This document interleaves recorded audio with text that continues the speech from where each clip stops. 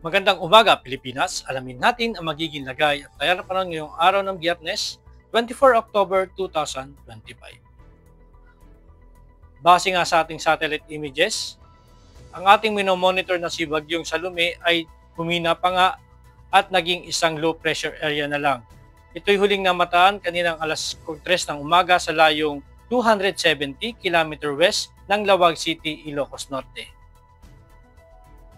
At shearline naman ang nakakapekto dito sa extreme northern Luzon, samantalang easterlies o mainit na hangin ang gagaling sa karagatang Pasipiko ang nakakapekto dito sa eastern section ng Luzon, at intertropical convergence zone or ITCZ naman ang nakakapekto dito sa Mindanao at Palawan.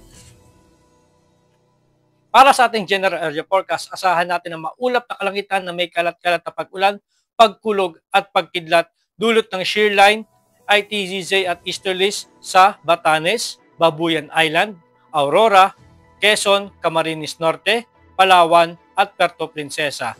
Samantala sa natitirang bahagi ng Luzon, partikular na ang Metro Manila ay makakaranas ng bahagyang maulap hanggang sa maulap na kalangitan na may pulupulong pag-ulan, pagkulog o pagkidlat dulot ng localized thunderstorm. At sa Visayas, asahan natin ang bahagyang maulap hanggang sa maulap na kalangitan na may pulupulong pag-ulan, pagkulog at pagkidlat.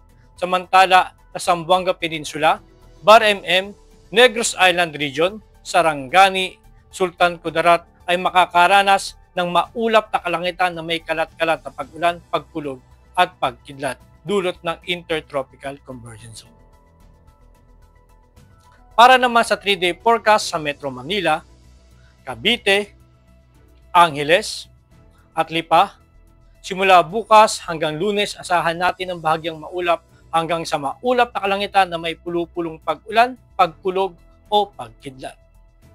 Samantala sa Puerto Princesa at Kalayaan Island, simula bukas hanggang Lunes, asahan natin ang maulap na kalangitan na may kalat-kalat na pag-ulan, pagkulog at pagkidlat. Sa Lapu-Lapu, bukas hanggang Lunes, asahan natin ang bahagyang maulap hanggang sa maulap na kalangitan na may pulupulong pag-ulan, pagkulog o pagkidlat. Samantala sa Davao, bukas asahan natin ang maulap na kalangitan na may kalat-kalat na pag-ulan, pagkulog at pagkidlat. At pagsapit ng Linggo hanggang Lunes, asahan natin ang bahagyang maulap hanggang sa maulap na kalangitan na may pulupulong pag-ulan, pagkulog o pagkidlat. Sa Zamboanga, sa susunod na 3 araw, simula bukas hanggang Lunes, asahan natin ang maulap na kalangitan na may kalat-kalat na pag-ulan, pagkulog at pagkidlat. Ang haring araw ay sumikat kaninang 0549 at lulubog mamayang 1731. Meron tayong 8% increasing moon illumination. At para maging updated sa lagay at taya ng panahon, i-follow lang ang aming social media accounts ng Air Force Weather Center.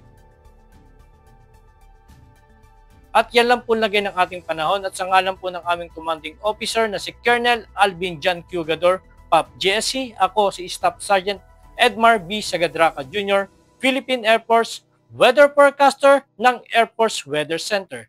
Muli, magandang umaga, Pilipinas!